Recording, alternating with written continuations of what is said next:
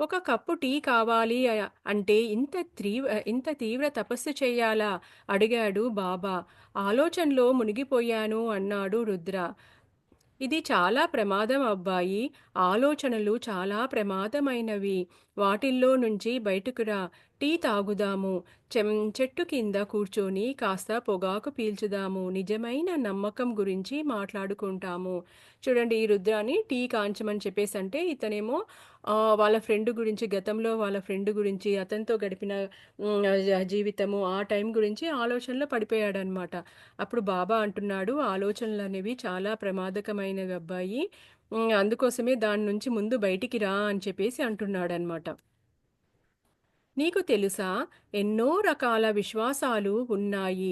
స్వర్గ నరకాల గురించి ఎన్ని పరిధితులు ఉన్నాయో అన్నీ ఉన్నాయి. ఉదాహరణకి స్వర్గానికి వెళ్ళే వాళ్ళ సంగతి తెలుసుకో అన్నాడు బాబా. స్వర్గం అనే ప్రదేశం నిజంగా ఉందా? మధ్యలో ఆమ్, అడ్డుగీతల్లాంటి మధ్యలో అడ్డు తగిలాడు రుద్ర. నీ ప్రశ్నకు సమాధానం చెప్పే ముందు నన్ను ఓ సంగతి అడగని.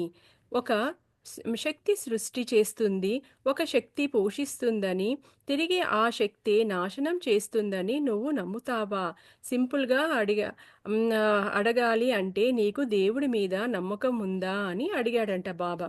చూడండి మనం అనుకుంటాం గదా! ఇలా బ్రహ్మ, విష్ణు, మహేశ్వర్‌లాగా ఒకరేమో శక్తిని సృష్టిస్తారు, ఒకరేమో పోషిస్తారు, ఇంకొకటేమో నాశనం చేస్తారు అన్నట్లు. అలా అసలుకి నీకు దేవుడి మీద నమ్మకం ఉందా అని రుద్రాని అడుగుతున్నాడు బాబా. అవునన్నట్లు తల ఊపాడు రుద్ర. విశ్వ హ్మ్. విశ్వాలు, గెలాక్సీలు, గ్రహాలు, నక్షత్రాలు, డైనోసార్లు, మానవులు, చీమలు, అమీబాలు వీటి సృష్టి అన్నిటికీ వెనుకాల ఓ శక్తి ఉందని బలంగా నమ్ముతున్నాడు రుద్ర. అయితే నువ్వు దేనిని నమ్ముతావు? అలాంటప్పుడు నీకు దేవుడు పక్షపాతి కాడని, అన్యాయవాదుడు కాదని, మతి భ్రమించిన వాడు కాదని కూడా నమ్మకం కలిగి ఉండాలి కదా! మంచిది. నీకు దేవుడికి మానసిక స్థితి ప నీ నీకు దేవుడి మానసిక స్థితి పట్ల నమ్మకం ఉంది. అంటే నీకు పునర్జన్మల మీద కూడా నమ్మకం ఉండాలే? అడిగాడు బాబా. చూడండి ఎలా అయితే ఈ విశ్వాన్ని, గెలాక్సీలని, గ్రహాల్ని, చిన్న చిన్న చీమల్ని, అమీబా, బ్యాక్టీరియా ఇలాంటి వాటి అన్నిటినీ దేవుడు సృష్టించాడను అని చెప్పేసి నువ్వు నమ్మితే, అలాంటప్పుడు దేవుడు ఎవ్వరికీ అన్యాయం చెయ్యడు. ప్రతి ఒక్కటి దేవుడు ఒక ప్రణాళిక ప్రకారమే జరుగుతుంది అని చెప్పేసి నువ్వు నమ్మాలి. అలాగే నీకు పునర్జన్మల మీద నమ్మకం ఉందా అని అడుగుతున్నాడు బాబా. దేవుడి మీద నమ్మకం ఉన్నంత మాత్రాన మీరు చెప్పే వాటినన్నిటినీ నమ్మాలని ఉందా? అడిగాడు రుద్ర. కానీ నువ్వు దేవుణ్ణి నమ్మితే పునర్జన్మ మీద కూడా నమ్మకం ఉండాలి కదా? అడిగాడు బాబా. ఎందుకు బాబా? రుద్ర ప్రశ్నించాడు. అబ్బాయి, పునర్జన్మల మీద నీకు నమ్మకం లేకపోతే నీ దృష్టిలో దేవుడు మంచివాడు కాదన్నమాట. ఎందుకంటే ఏ కారణం వల్ల కొంతమంది పిల్లలు వీధుల్లో పుట్టి పెరిగి అన్నం నీళ్లు లేక బ్రతకడానికి ఇబ్బంది పడుతున్నారు. మరి కొంతమంది అన్ని సౌకర్యాలు ఉమ్, ఆ, బ్ర- ఆ, హంగులతో బ్రతికి ఉంటుంటున్నారు. నీకు పునర్జన్మల మీద నమ్మకం లేకపోతే ఎందుకు కొందరు గుడ్డివాలిగా, కుంటివాళ్ళగా, మూగవారిగా, చెవిటివాలిగా, మానసిక స్థితి ఎదగని వాలిగా ఉంటున్నారు? కొందరు మంచి ఆరోగ్యంతో ఉంటున్నారు. నిజానికి చాలా మటుకు దేవుడు పూర్తి ప్రణాళికను ఎవరికి వారికే వదిలిపెడుతున్నాడు. మనం ముందు దీన్ని చర్చిస్తాము. చూడండి ఏ విధంగా అయితే కొంతమందేమో చాలా పుట్టడంతోనే చాలా మంచిగా ఆరోగ్యంగా, మంచి ధనకమైన కుటుంబాల్లో పుట్టి అన్ని సౌకర్యాలతో పుడతారో, కొంతమందేమో ఆహ్, చా రకరకాల వ్యాధులు ఇట్లా కుంటివాలుగా, గుడ్డివాలుగా లేకపోతే తినడానికి ఆ తిండి గూడా లేకుండా పుడతారు. ఇది ఇవన్నీ కూడా పునర్జన్మ సిద్ధాంతం ప్రకారమే నడుస్తాయి. ఇది దేవుడు ప్రణాళిక అని అనుకుంటాము. కానీ ఇవన్నీ ఎవరికి వాళ్ళే ఏ సోల్ అనేది అదే నిర్ణయించుకుంటుందంట ఇదంతా గూడా. ఎందుకు కొందరు జీవితమంతా ఒంటరిగా, దయనీయంగా, పేదరికంలో హింసను అనుభవిస్తూ గడిపేస్తున్నారు. కొందరేమో జీవితాన్ని స్వర్గ సమానంగా జీవిస్తున్నారు. ఎందుకు కొందరు రాత్రంతా ముక్కుతూ, మూలుగుతూ గడుపుతున్నారు. కొందరు దేవదూతల్లా నిద్రపోతున్నారు. క్లుప్తంగా చెప్పాలి అంటే ఎందుకు ఈ తేడా? కాబట్టి నువ్వు ఏదో ఒకటి తేల్చుకో. దేవుడు లేడు అని ఎటు ఏ చ ఏ చట్టము, ఏ న్యాయము లేవు అని ఈ అనుమానం ఈ అనుమానాలతో అన్నీ కరెక్ట్ అని అయినా ఒప్పుకోవాలి. లేదా దేవుడు ఉన్నాడు అని, అతడు అన్యాయస్తుడు కాడు అని, ఈ అసమానతలు వెనుక ఓ అర్థం ఉందని, వాటికి తర్కబు తర్కబద్ధమైన ముగింపు పునర్జన్మ సిద్ధాంతమే అని ఒప్పుకొని తీరాలి కదా అని అన్నాడు బాబా.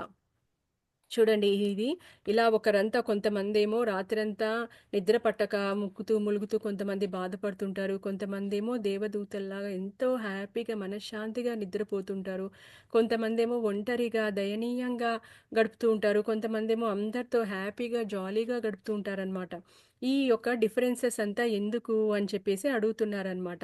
ఇప్పుడు నువ్వు ఏదో ఒకటన్నా ఒప్పుకో. దేవుడు ఉన్నాడన్నా ఒప్పుకో, లేకపోతే దేవుడు లేదు అన్నా ఒప్పుకో. ఇవన్నీ దేవుడు లేడు అంటే ఈ అన్యాయాలన్నీ ఒప్పుకోవాలన్నమాట. దేవుడు ఉన్నాడు అంటే ఈ డిఫరెన్సెస్‌కి అన్నిటికి కూడా ఏదో ఒక సిద్ధాంతం, పునర్జన్మ సిద్ధాంతము ఏదో ఒకటి ఉంది అని చెప్పేసి నువ్వు నమ్మి తీరాలి అని చెప్తున్నాడన్నమాట. ఓకే. ఇంకొంచెం టీ ఇవ్వు. చెబుతాను. పునర్జన్మ అనేది మన పరిమాణ క్రమంలో అన్ పని అనే నిచ్చెనలో మనల్ని పైకి తీసుకెళ్ళడానికి కావలసిన అన్ని అనుభవాలని అనుభవించేలా చేసి, మనలో అపరిష్కృతంగా ఉన్న విషయాలను పరిష్కారం చెయ్యడం కోసం ప్రకృతి అమలు చేస్తున్న పద్ధతి.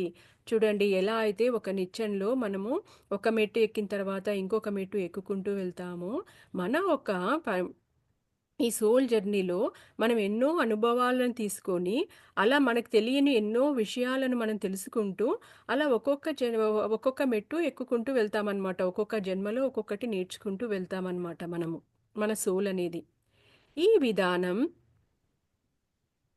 పునర్జన్మలు లేకుండా మనం కర్మలను, మన భవిష్యత్ సంఘటనలను పండించుకోలేము. ఎందుకంటే పునర్జన్మ అనేది లేకపోతే మన కర్మలను, మన భవిష్యత్ సంఘటనలు అంటే ఫ్యూచర్‌లో జరిగిపోయే సంఘటనలు ఏవి మనము పండించుకోలేము అంటున్నారనమాట. ఎందుకు కొందరు ధనవంతులుగా పుడుతున్నారు, కొందరు పేదగా, కొందరు మేధావులుగా, అదృష్టవంతులుగా, తెలివితేటలు లేకపోయినా రాణిస్తున్నారు. కొందరు అద్భుతమైన ప్రజ్ఞతో పుట్టిన సరైన గుర్తింపు లేక దయనీయంగా కాలం గడుపుతున్నారు. ఇదంతా దేవుడి డీఎన్ఏలో లేదు. దేవుడు ఎవరిని ప్రత్యేకంగా అభిమానించటం లేదు. చూడండి కొంతమందేమో ఎంతో హ్యాపీగా తెలివితేటలు లేకపోయినా కానీ వాళ్ళు మంచి మంచి హై పొజిషన్స్‌కెళ్తారనమాట. కొంతమందేమో అద్భుతమైన వాళ్ళకి జ్ఞానం ఉండి అన్నీ ఉంటాయన్నమాట. కానీ వాళ్ళు రాణించలేరనమాట. ఇదంతా ఎందుకు ఈ డిఫరెన్సు? ఇదంతా దేవుడి డీఎన్ఏలో అయితే ఏమీ లేదు అని చెప్పి అంటున్నాడనమాట. ఉదాహరణకు చెబుతున్నాను విను. నువ్వు ఎన్నో ఔట్‌డోర్ గేమ్స్ ఆడి ఉంటావు కదా! ఫుట్‌బాల్ లేదా బాస్కెట్‌బాల్ ఆటల్లో వాటి రూల్స్ ప్రకారమే ఆడాలి కదా! నిబద్ధ నిబంధనకు వ్యతిరేకంగా ఆడమన్ ఆడావనుకో నిన్ను ఆట నుంచి తొలగించటమో, ఇక ఎప్పుడూ ఆడకుండా చెయ్యడమో చేస్తారు కదా! ఎందుకు అంటే నువ్వు ఆ ఆటకు సంబంధించిన నిబంధనలు అనుసరించలేదు కదా! అబ్బాయి, జీవితం అన్నిటికన్నా ఓ పెద్ద ఆట. చూడండి ఇది చాలా కరెక్ట్ అండి. ఎలా అంటే ఇప్పుడు బాబా ఒక గేమ్‌తో మనకి ఎగ్జాంపుల్ చెప్తున్నాడనమాట. ఒక ఔట్‌డోర్ గేమ్ ఫుట్‌బాలో, బాస్కెట్‌బాలో ఏదైనా తీసుకుందాము. ఆ గేమ్‌లో రూల్స్ ఉంటాయన్నమాట. ఆ రూల్స్ ప్రకారమే మనం ఆడాలి. అలా రూల్స్‌ని ఫాలో అవ్వకుండా మనం ఎప్పుడైతే ఆడతామో అప్పుడు మనం మనల్ని ఆ గేమ్‌లో నుండి తీసేయడమో, లేకపోతే మనకి పెనాల్టీ అని చెప్పేసి ఆ గేమ్‌లో కొంతసేపు ఆడకుండా చేయడమో ఏదో ఒకటి చేస్తారు కదా! అలాగే ఈ జీవితం అనేది కూడా ఒక ఆట అని అంటున్నారు. నిబంధనలు కూడా చాలా విపులంగా, గాఢంగా ఉంటాయి. వాటి ప్రకారం ఆడావో గ్రేట్. ఆడలేకపోయావా? వాటి ఫలితాలే నువ్వు బాధ్యత వహించాల్సి ఉంటుంది. చూడండి ఎప్పుడైతే ఆ రూల్స్ ప్రకారం మనం ఆడితే అది గ్రేటే. ఒకవేళ రూల్స్ ప్రకారం మనం ఆడలేదనుకో, వాటి ఫలితాలుంటాయి కదండీ! మనల్ని ఆటలోండి తీయడమో, లేపోతే కొంసేపు మనల్ని పక్కన పెట్టడమో ఏదో ఒకటుంటాయి కదా! అలా అలాంటి ఫలితాలు నువ్వు అనుభవించాల్సి వస్తుంది అని అంటున్నారు. ఆ ఫలితాలు ఒక్కోసారి మళ్ళీ మరో ఆటకు కొనసాగించబడుతాయి. ఒక ఆటలో ఒక తప్పిదం జరిగితే వాటిని మరికొన్ని ఆ ఆటలు పాటు శిక్షణ విధించుకోవాల్సి వస్తుంది. అంటే ఆ శిక్ష మరో ఆటకు బదిలీ కాబడుతుంది. కానీ అప్పటి ఆటలో ఆటలో కారణం తెలియక ఆ శిక్ష అనుభవించవలసి వచ్చినప్పుడు బాధపడుతారు. చూడండి ఎప్పుడైతే మనం ఆటలో రూల్స్ సరిగ్గా ఫాలో అవ్వనప్పుడు మనల్ని నెక్స్ట్ గేమ్‌లో ఆడనియరు. లేపోతే ఆ ఆట మధ్యలోనే మనల్ని బయటికి తీసుకొచ్చేస్తారు కదండీ! అప్పుడు అలాగే మనకి ఇక్కడ గూడా అలాగే చెప్తున్నారనమాట. నెక్స్ట్ గేమ్‌లో ఆ ఒక్క ఫలితం ఉంటుంది. మనం సరిగ్గా ఆడలేదు కదా! మనము రూల్స్ ఫాలో అవ్వనప్పుడు. ఎలా అయితే ఆ ఒక శిక్ష అనేది నెక్స్ట్ గేమ్స్‌లో ఎలాగైతే వెళ్తుందో, అలాగే మన ఒక శిక్ష గూడా మన నెక్స్ట్ జన్మల్లో వెళ్తుంది అని చెప్పేసి అంటున్నాడనమాట బాబా కంపారిజన్. కానీ అప్పటి ఆటలో కారణం తెలియక ఆ శిక్ష భరించవలసి వచ్చినప్పుడు బాధపడుతారు. ఆటను నిందిస్తారు. నియమాలను నిర్ణయించే వాళ్ళుంటారు. వారికి అన్నీ తెలుసు, అన్నీ గుర్తుంటాయి. అలా అన్ని పునర్జన్మలు కేవలము శిక్షలు, జరిమానాలు కాదు. ఇదంతా ఈ బ్రహ్మాండ సృష్టిలో ఈ కర్మ ప్రపం ఈ కర్మ పరంపరలో ఓ చిన్న భాగము మాత్రమే. చూడండి ఎలా అయితే మనము ముందు గేమ్‌లో చేసిన తప్పుదాలకి నెక్స్ట్ గేమ్‌లో మనకి పనిష్మెంట్ ఉంటుందో, అలాగే మనం ముందు జన్మల్లో చేసిన మన తప్పులకి ఈ జన్మల్లో మనము ఫలితాలను అలా మనకి ఫలితం వస్తుందనమాట. కానీ మనం ఏమనుకుంటాము, అదంతా మర్చిపోయి ఉంటామనమాట. ఎందుకు అని చెప్పేసి మనం బాధపడుతూ ఉంటాం. ఇలాంటి సంఘటనలు నాకే ఎందుకు జరిగాయి? ఇలా ఎందుకు నేనిలా పుట్టాను? ఇలా అని చెప్పేసి మనల్ని మనము నిందించుకుంటూ బాధపడుతూ ఉంటామనమాట. కానీ ఆ ఒక గేమ్ ఎవరైతే ఈ గేమ్ సృష్టించాడో అంటే మనకి దేవుడు కానీ, ఆ భగవంతుడు ఒక ఆది అని అంటాం కదండీ! వాళ్ళకి ఇవన్నీ తెలుసనమాట. మనం గత జన్మలో ఏం చేశాము, అందుకోసమే మనం ఈ జన్మలో ఇలా అనుభవిస్తున్నాము అనేది వాళ్ళకంతా తెలుసనమాట. అలా అని చెప్పేసి ఈ పునర్జన్మ అనేది కేవలము ఎప్పుడు శిక్షించడము, జరిమానాలే కాదు. ఇది బ్రహ్మాండంలో ఒక భాగం మాత్రమే అంటున్నారు. చూడండి ప్రతి దాంట్లోనూ ఒక మూవీలో మనకి ఎలా అయితే హ్యాపీనెస్ ఉంటుంది, బాధ ఉంటుంది, ఒక విలన్ ఉంటాడు, హీరో ఉంటారు, ఫైటింగ్ ఉంటుంది, మళ్ళీ సాంగ్స్ ఎలా ఉంటారో అలా ఎప్పుడూ మనకి బాధలు పడ్డమే కాదు, శిక్షలు పడ్డమే కాదు. ఇది ఓన్లీ ఒక పార్ట్ మాత్రమే బాధలు, శిక్ష అనేది అని అంటున్నారు. కొందరంటారు, వారి సమయమంతా కష్టించి పని చేస్తారు. వారి తెలివితేటలన్నీ, మేధస్సుల్ని, ఇంగిత జ్ఞానాన్ని ఉపయోగించి ఇతరులు 3 సంవత్సరంలో పూర్తి చేయాల్సిన దాన్ని 1 సంవత్సరంలో పూర్తి చేస్తారు. కాబట్టి అది 5 సంవత్సరాల కోర్స్ అయితే, వీరు తమ కఠిన పరిశ్రమతో, మేధస్సు ద్వారా దానిని 3 సంవత్సరంలోపే పూర్తి చేస్తారు. సృష్టి సృష్టించి కష్టించి పని చేసి మంచి పంట అందుతుంది. ఎవరైతే సంతోషాలను విశ్రాంతిని ఎవరైతే సంతోషాలలో విశ్రాంతి సమయాన్ని త్యాగం చేసి 5 సంవత్సరాల కోర్సు 3 సంవత్సరాల్లో పూర్తి చేస్తారో వారి జీవితంలో 2 సంవత్సరాలు మిగులుతాయి. వారితో వారితో పోలిస్తే ఆహ్, పోలిస్తే వీరు ముందుకు పురోగమిస్తారు. చూడండి ఎందుకు కొంతమందికి చాలా జ్ఞాపకశక్తి ఉంటుంది. కొంతమంది చాలా పుట్టడంతోనే మంచి కళాకారులుగా, మేధావులుగా పుడతారు అంటే, దానికొక ఎగ్జాంపుల్ ఇస్తున్నారనమాట. ఒక కోర్స్ చేయడానికి 5 ఇయర్స్ పడుతుందనుకోండి. ఒకరేం చేస్తారంటే, దాన్ని విశ్రాంతి అంటే ఖాళీ సమయంలో, లీజర్ టైమ్‌లో అన్నిట్లో గూడా బాగా కష్టపడి చదువుకొని, ఆ కోర్స్‌ని 3 ఏండ్లలోనే కంప్లీట్ చేస్తాడనమాట. మిగతా వాళ్ళకి 5 ఏండ్లు పడుతుందనమాట. కానీ ఇతను 3 ఏండ్లలో కంప్లీట్ చేసినందుకు, అతని లైఫ్ టైమ్‌లో అతనికి 2 సంవత్సరాలు మిగిలిపోయాయన్నమాట. ఇది చూసి మిగతా వాళ్ళు మేనేజ్మెంట్‌ని నిందించి, "మాకెందుకు 2 సంవత్సరాలు కన్సెషన్ ఇవ్వరు? ఇంత అన్యాయమా?" అని నిలదీయడం సబబు కాదు. ఎందుకంటే ఈ అబ్బాయి కష్టపడి చదువుకొని ఆ కోర్స్‌ని కంప్లీట్ చేశాడు. 5 ఇయర్స్ జరిగే కోర్స్ 3 ఇయర్స్‌లో కంప్లీట్ చేశాడు కాబట్టి, ఇంకా 2 ఇయర్స్ అతను హ్యాపీగా ఉండొచ్చనమాట. దీన్ని చూసి వేరే వాళ్ళు, "ఇది మేనేజ్మెంట్‌గా మనకి అన్యాయం చేసింది. మనకు గూడా 2 సంవత్సరాలు కన్సెషన్ ఇవ్వచ్చు కదా!" అని చెప్పేసి అనడము ఎలా అన్యాయమో, అలాగే మనము భగవంతుడిని నిందించడం గూడా అలాగే అన్యాయం అయితుంది అని చెప్తున్నారనమాట ఇక్కడ. నువ్వు ఏ విత్తు నాటితే ఆ పంట కోసుకుంటావు. నీకు ఏది లభించాల్సి ఉందో అదే లభిస్తుంది. ఏ చదువు, ఏ పనితనము, ఏ నైపుణ్యము వృధా కాదు. ఇతర జీ ఇతర జీవిత కాలాలకు బదిలీ అవుతాయి. అందుకే కొందరు కొన్ని విషయాల పట్ల చురుకుగా ఉంటారు. చూడండి. మనము ఏ విత్తు నాటితే ఆ చెట్టు ప ప ప ఫ్రూట్సే వస్తాయి తప్ప, మనము మామిడి పండు నాటి సపోటా పండు కావాలి అనుకోవడం, కోరుకోవడం తప్పే కదండీ! అలాగే మనము ఏ చదువు చదువుతామో, ఏ పని చేస్తామో, దేంట్లో అయితే మనకి స్కిల్స్ ఉంటాయో, అవే మనకి నెక్స్ట్ జన్మలకు గూడా బదిలీ అయితాయంట. నువ్వు ఈ జన్మలో అసలు సంగీతం అనేది నేర్చుకోకుండా, నెక్స్ట్ జన్మల్లో పుట్టడమే నేను సంగీత మేధావిగా పుట్టాలి అని అనుకుంటే, అది ఎంత తప్పైతుందండి అసలకి. అలాగే ఇప్పుడు ఈ జన్మలో మనము మెడిటేషన్ కానీ మనం ప్రాక్టీస్ చేస్తే, నెక్స్ట్ జన్మలో గూడా అది మెడిటేషన్ మనకి ఈజీగా ఒక్కసారి కూర్చున్న వెంటనే మెడిటేషన్ అనేది వచ్చేస్తుందనమాట. చాలా ఈజీగా వచ్చేస్తుంది. అదే ఈ జన్మలో మనం ప్రాక్టీస్ అసలకి ఏ మాత్రం ప్రయత్నం చేయనప్పుడు, నెక్స్ట్ జన్మలో గూడా అది అప్పుడు మనం ఫస్ట్ మళ్ళీ ఏ నుంచి స్టార్ట్ చేయాలనమాట. ఇప్పుడు ఈ జన్మలో మనము ఏబీసీడీలు జీ దాకా ఉంటే ఏబీసీడీ నేర్చుకున్నాము. నెక్స్ట్ జన్మలో మనం ఏబీసీడీ నేర్చుకోవాల్సిన అవసరం లేదు. డైరెక్ట్‌గా ఈఎఫ్, జీహెచ్ దగ్గరికెళ్ళిపోవచ్చనమాట. అలా కాకుండా నువ్వు నెక్స్ట్ జన్మలోనే స్టార్ట్ చేసినప్పుడు నువ్వు ఏ నుంచి స్టార్ట్ చేయాలనమాట. అప్పుడు నీకు ఎక్కువ టైం పడుతుంది అది. సో, అలాగే బాబా ఇలా చెప్తున్నాడనమాట ఈ అబ్బాయికి.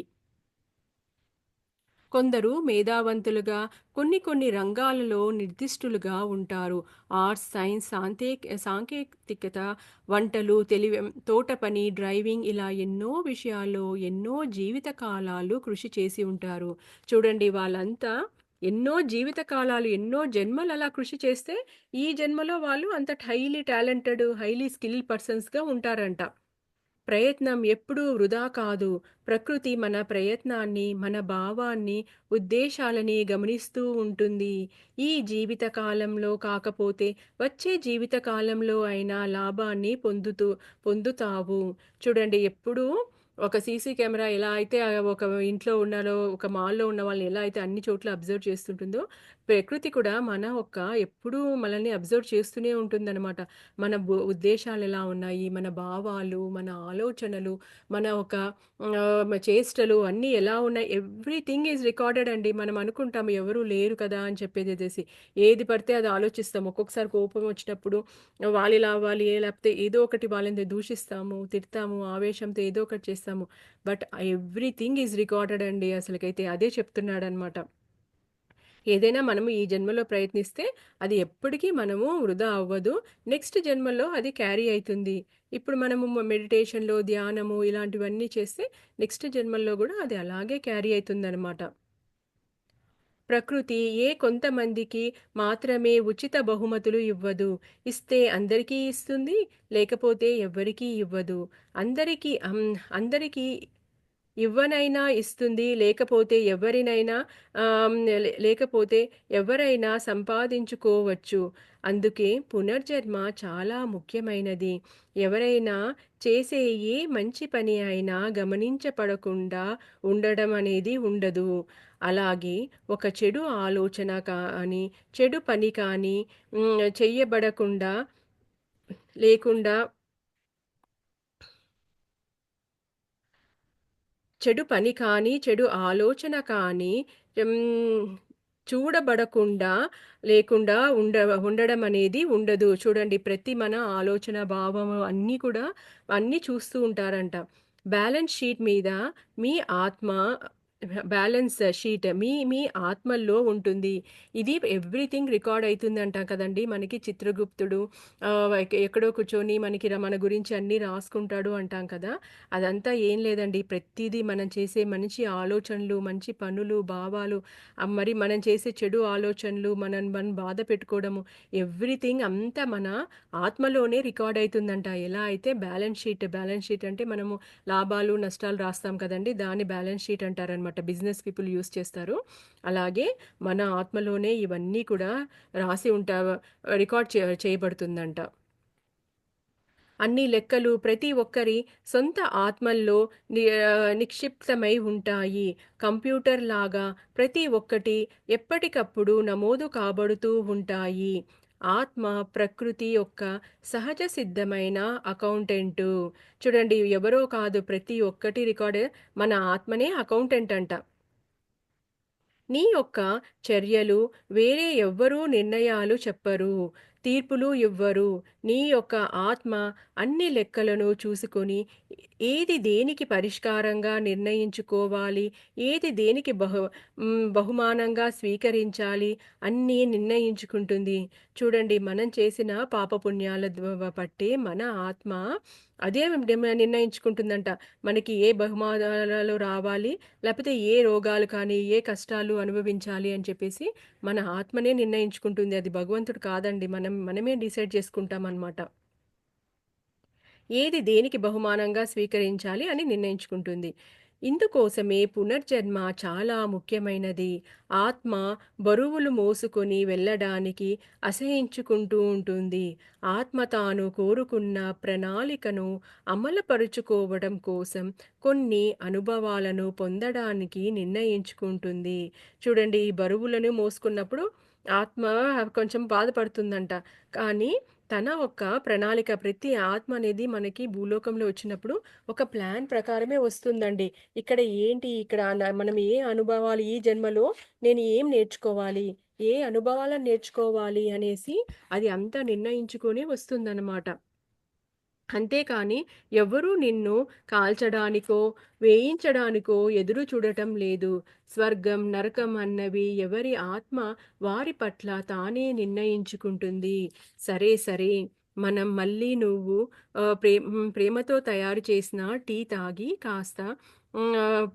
కాస్త పొగ పీల్చుకుందాము అని బాబా నవ్వాడంట. చూడండి, ఇక్కడ స్వర్గ నరకాలనేది ఏమీ లేదు. ఎవ్వరూ నీకోసం నిన్ను వేయించడానికో, నిన్ను బాధ పెట్టడానికి అక్కడ ఎవ్వరూ ఎదురు చూడటం లేదు. ఇదంతా నీ యొక్క ఆత్మనే నిర్ణయించుకుంటుంది అని చెప్తున్నాడు. ఆహ్లాదంగా ఉంది ఆ రోజు. ఆకాశం మేఘావృతమై ఉంది. చల్లని చిరుగాలి వాళ్ళ మొఖాల్ని, శరీరాల్ని తాకుతూ ఉంది. రుద్రాకి తన బాల్యం గుర్తుకొచ్చింది. వాళ్ళిద్దరూ ఓ మర్రి చెట్టు కింద కూర్చున్నారు. మర్రి చెట్టు పైన ఎన్నో పక్షులు. అవి ఖచ్చితంగా సేద తీరుతూ ఆ మర్రి చెట్టును తమ సొంత ఇంటిలా ఫీలవుతున్నాయి.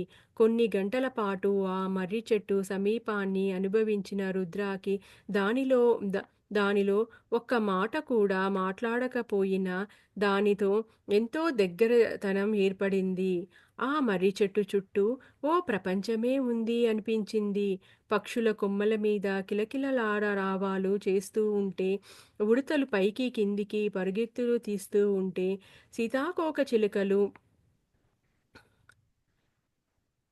పహారా కాస్తుంటే, చీమలు పొడుగటి లైన్ల గుండా బారులుగా చెట్టు కింద ప్రయాణిస్తూ ఉంటే ఆశ్చర్యంగా ఇదంతా గమనిస్తున్నాడు రుద్ర. చూడండి, ఒక చెట్టు కింద, మర్రి చెట్టు కింద వాళ్ళు సేద తీరుతున్నారు. అక్కడ చాలా అన్నీ అబ్జర్వ్ చేస్తున్నాడనమాట. ఎన్ రోజ్ రోజు ఎన్నో వేల వాహనాలు ఈ దారిన వెళ్ళి ఉంటాయి. కానీ ఈ చెట్టుకేసి చూడనైనా చూడవు. చూసినా క్యాజువల్‌గా అంతే. కానీ రుద్ర, ఈ చెట్టు కూడా సృష్టిలో ఓ ముఖ్యమైన భూమికను పోషిస్తుంది అనిపిస్తుంది. ప్రకృతి తనకు కావాల్సిన ఎన్నో కార్యక్రమాలను తాను కూడా అమలుపరుస్తుంది. పక్షులు, చీమలు, ఉడతలు, సీతాకోకచిలుకలు లాంటి జీవులు యొక్క చిన్న ప్రపంచాన్ని కూడా ఆధారమవుతూ నిశ్శబ్దంగా ఉపయోగపడుతుంది. చూడండి, ఆ దారిలో అంతకుముందు ఎన్నో వాహనాలెళ్ళాయంట. ఎవ్వరూ ఆ చెట్టుని, ఆ మర్రి చెట్టుని అబ్జర్వ్ చేయలేదంట. ఒకవేళ చూసినా అదేదో క్యాజువల్‌గా ఒక చెట్టు అని అనుకుంటాం అంతే కానీ, ప్రకృతిలో ఆ చెట్టు గూడా ఎంతో భాగం, అది ఎంతో భాగము. దానికే ఆధారమైన ఆ పక్షులు, చీమలు అన్నీ కూడా ఏవేవైతే దాంట్లో జీవరాశులున్నాయో అదన్నీ కూడా ఆ ప్రకృతిలో భాగమే. వాటన్నిటికి గూడా ఒక వాల్యూ ఉంది అని చెప్తున్నారనమాట. ఉపయోగపడేవే అవన్నీ అనేసి. అదేవిధంగా అబ్బాయి, ప్రతి వ్యక్తి తల్లికి, ప్రకృతికి, దేవుడికి తన వంతు కర్తవ్యాన్ని అందించాలి. రుద్ర కళ్ళల్లోకి లోతుగా చూస్తూ అన్నాడు బాబా. చూడండి, ప్రతి వ్యక్తి కూడా తన తల్లికి, ప్రకృతికి, దేవుడికి తన వంతు తన కర్తవ్యము అందించాలంట అసలకి. మనం ఎంతవరకండి అసలకైతే ఈ బాధ్యతను మనం కరెక్ట్‌గా నెరవేరుస్తున్నాము. తల్లికి, ప్రకృతికి, దేవుడికి మనం చేసేది, మనం నిజంగా ఇది కరెక్ట్‌గా మనం ఆచరణలో పెట్టాలండి. మనం గూడా ఏదో ఒకటి మన ప్రకృతికి, దేవుడికి, తల్లికి చెయ్యాలండి ఎంతో కొంత. ప్రతి వ్యక్తి తనలో తాను ఓ ప్రపంచమే. ప్రతి ఆత్మ ఈ సృష్టిలో తన వంతు పాత్ర తాను పోషిస్తూ ఉంటుంది. చూడండి, ప్రతి వ్యక్తికి ఒక స్టోరీ ఉంటుంది. అలా ప్రతి వ్యక్తికి తనలో తాను ఒక ప్రపంచమే, అతని ఓన్ వరల్డ్ అనేది ఉంటుంది.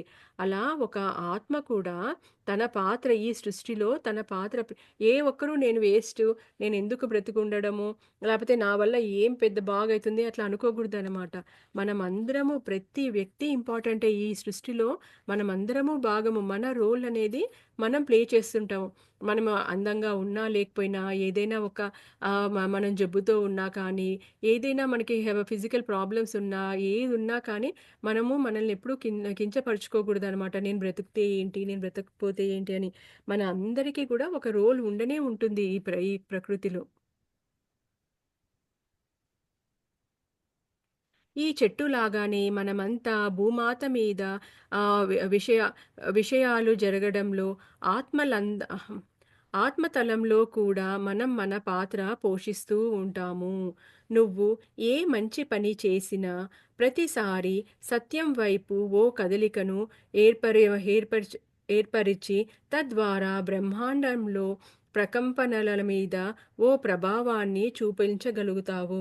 చూడండి, మనము ఏ ఒక్క చిన్న పని చేశా కానీ, అది మంచి పని ఏ ఒక చిన్న అంటే ఏదంటే అది కాదండి. మంచి పని చేసినప్పుడు, అప్పుడు మనమంట సత్యం వైపు ఒక ముందడుగు వేస్తామంట. అప్పుడు ఈ బ్రహ్మాండంలో ప్రకంప ప్రకంపనలు ఉంటాయి కదండీ! ఈ బ్రహ్మాండం అంతా కూడా ఫ్రీక్వెన్సీ మీద నడుస్తుంది కదా! ఆ ఫ్రీక్వెన్సీ దాంట్లో మనము ప్రభావితం చేయగలుగుతామంట. మనం ఒక్క మంచి పని చేయడం వల్ల, ఆ ఒక మంచి పనులు చేసే ఆ ఫ్రీక్వెన్సీ అనేది ఇంక్రీజ్ అయితుందనమాట. అప్పుడు స్లోగా ఒక్కొక్కరు కూడా ఆ మంచితనం అనేది అట్లా ఎక్కువ వైబ్రేట్ అయితూ ఉంటుంది. ఇలా ప్రతి ఒక్కరూ సరైన ప్రకంపనలను విశ్వంలోకి పంపించితే ఎంతోమంది మనోస్థితులు మార్చడానికి ఆమ్, ఉపయోగపడి సకారాత్మకమైన ప్రకంపనలను, సరి అయిన ఆలోచనలను, ఆ, అమ్, ఆ, చర్యలను అవకాశం ఉంటుంది. చూడండి, ఎప్పుడైతే మనము ఇలా మనం ఒక్కరమే అనుకుంటాం అలా. మంచిగా ఆలోచిస్తే ఏం జరుగుతుంది? ఈ ప్రపంచం మారుతుందా? అని అనుకుంటాం కదా!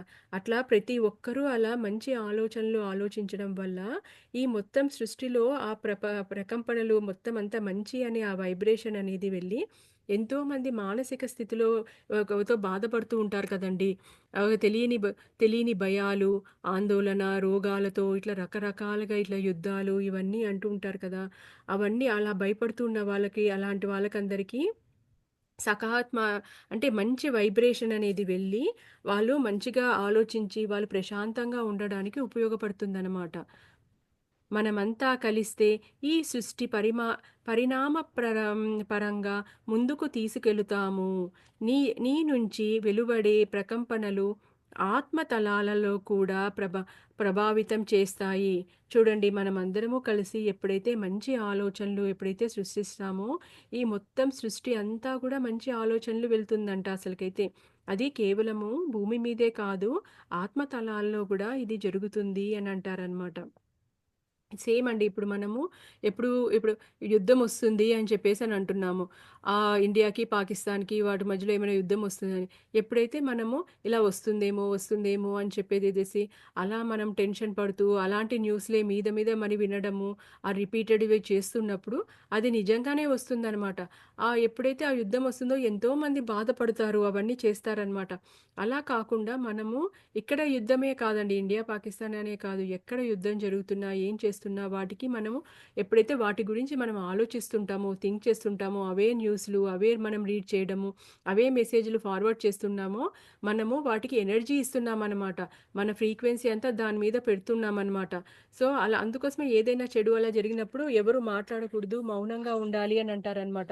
ఎందుకంటే, ఆ మౌనం చేసినప్పుడు మనము ఆ ఎనర్జీని, నెగెటివ్ ఎనర్జీని మనము ట్రాన్స్‌మిట్ చేయట్లేదు. అలాగే ఎప్పుడైతే నువ్వు మంచిగా ఆలోచిస్తావో, ఆ వైబ్రేషన్ అనేది ఎంతోమంది మానసికంగా బాధపడుతున్న వాళ్ళందరూ ప్రశాంతంగా ఉండడానికి ఉపయోగపడుతుంది అని అంటున్నారిక్కడ బాబా.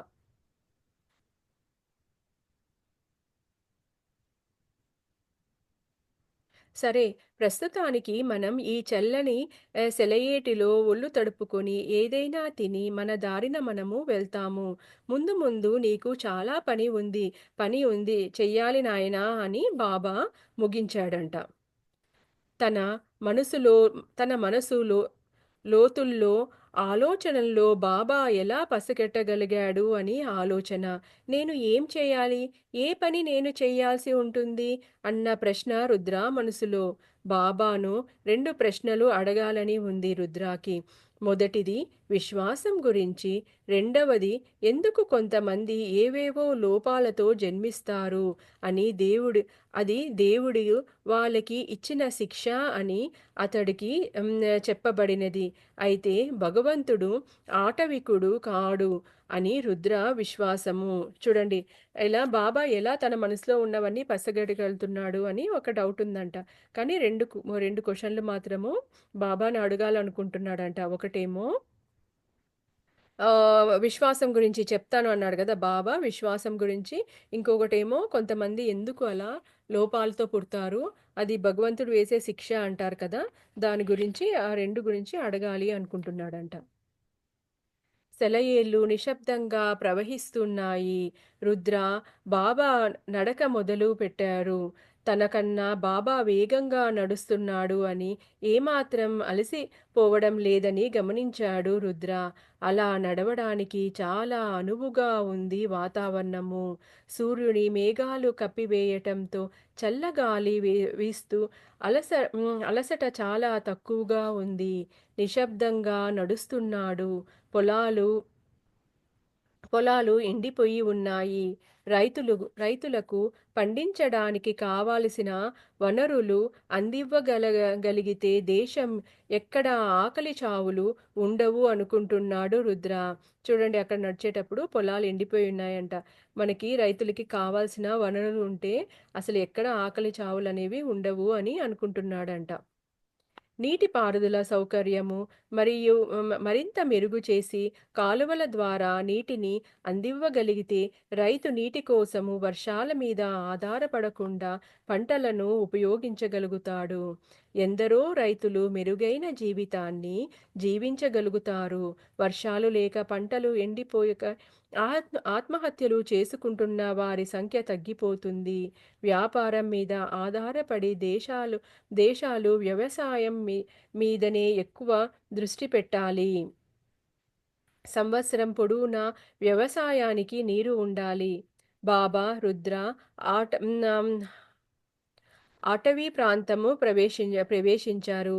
అది చాలా చిన్నది, దట్టంగా లేదు. పగటి కంటే పలుచుగా ఆహ్, మాత్రమే పరుచుకొని ఉంది. రకరకాల పరిమాణాలు రుద్రాను గమనిస్తున్నాడు. రుద్ర హఠాత్తుగా యుఎస్లో పెన్సిల్వేనియాలో ఉన్న స్వామిరామ హిమాలయన్ ఇన్‌స్టిట్యూట్ గుర్తుకొచ్చింది. ప్రపంచంలో చాలా అందమైన ప్రకృతి గల ప్రదేశము ఇది. రుద్ర అభిప్రాయంలో. అడవులు, సెలయేళ్ళు, కోనలు, జింకలు చుట్టూ తిరుగుతూ ఎటు చూసినా కొండలు. చాలా ఆహ్లాదంగా ఉంది. వీటన్నిటిని కప్పుతూ నీలాకాశము. వావ్! అనుకోని గుర్తుకు తెచ్చుకున్నాడు. చూడండి ఇప్పుడు అతను ఇండియాలో ఉన్నాడు. ఒక చిన్న అడవి లాంటి ప్రదేశంలోకి వాళ్ళు ఎంటర్ అయ్యారంట. కానీ అక్కడ అసలు చెట్లనేవి చాలా తక్కువున్నాయన్నమాట. పలుచగా ఉన్నాయంట అసలకైతే. అతనికి అప్పుడు గుర్తుకొచ్చిందంట అమెరికాలో ఆ స్వామి రామ హిమాలయన్ ఇన్‌స్టిట్యూట్ అక్కడ అద్భుతమైన ప్రకృతి అదంతా తనకి గుర్తుకొచ్చిందంట. అక్కడ ఎంత బావుంది సెలయేర్లు, దట్టమైన అడవి అవన్నీ గుర్తుకు తెచ్చుకున్నాడు.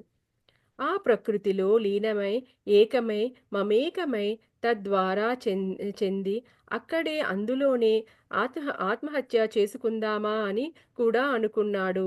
కానీ ఎందుకో అలా చెయ్యలేకపోయాడు. చనిపోవాలని కాదు, అలా పిరికివాడిలా చనిపోవడం ఇష్టం లేక. అతడికి బాగా గుర్తు. ఆ అడవిలో మోకాళ్ళ మీద వంగి బాబా కోసం, అతడి కోసం, అతడి సాయం కోసం ఏడవడము. ఇతను చూడండి అంత బాధల్లో ఉన్నా కానీ, బాబా కోసము అతడు చాలా అడిగేవాడంట. బాబా నాకెలా అయినా సహాయం చెయ్యి అని చెప్పేసి ఏడ్చేవాడంట. అలా ఏడ్చిన తరువాత ఓ వెచ్చదనం, ఓ నమ్మకం తనలో ఏర్పడ్డాయి. ఎంతో ఎనర్జీ అతనిలో నిండింది. ప్రకృతి తన 2 చేతులు చాచి అతన్ని దగ్గరగా తీసుకొని లాలించి తనను హీల్ చేసిన అనుభూతి పొందాడు. కనీసం జీవించడానికి కావలసిన స్వస్థత అందింది. ఆలోచనలో ఉండిపోయాడు రుద్ర. చూడండి ఆ ఒక పెన్సిల్వేనియాలో ఆ ఒక అడవుల గురించి ఆలోచిస్తున్నప్పుడు అతను ఆత్మహత్య చేసుకుందాం అనుకున్నాడంట. కానీ పిరికివాడిలా నేనలా చనిపోవడం ఇష్టం లేదు అని అనుకోని ఇప్పుడు బాబాని సాయిబాబాని అడిగాడంట. ఎంతో ఏడ్చాడంట అతని సహాయం కోసము. అప్పుడు అతనికి ఏదో తెలియని ఒక వెచ్చదనము అతని చుట్టూ ఉన్నట్లు అనిపించిందంట. ఏదో ఎనర్జీ తనలో ప్రవేశించింది. 2 చేతులతో తనని దగ్గర తీసుకున్నట్లు తనకు కావాల్సిన అంటే అతను బ్రతకడానికి కావాల్సిన ఒక ఎనర్జీ అన్నమాట. తన శరీరము చాలా నీరసించిపోయింది కదండీ! చాలా వీక్‌గా ఉందన్నమాట. బ్రతకడానికి గూడా లేనంత. కానీ బ్రతకడానికి కావాల్సిన ఎనర్జీ అతని శరీరంలో వచ్చిందంట. ఆ రోజు నేను నీతోనే ఉన్నాను. ఆ రోజు నేను నీతోనే ఉన్నాను. నీ ఏడుపు విన్నాను. నిన్ను నా చేతుల్లోకి తీసుకున్నాను.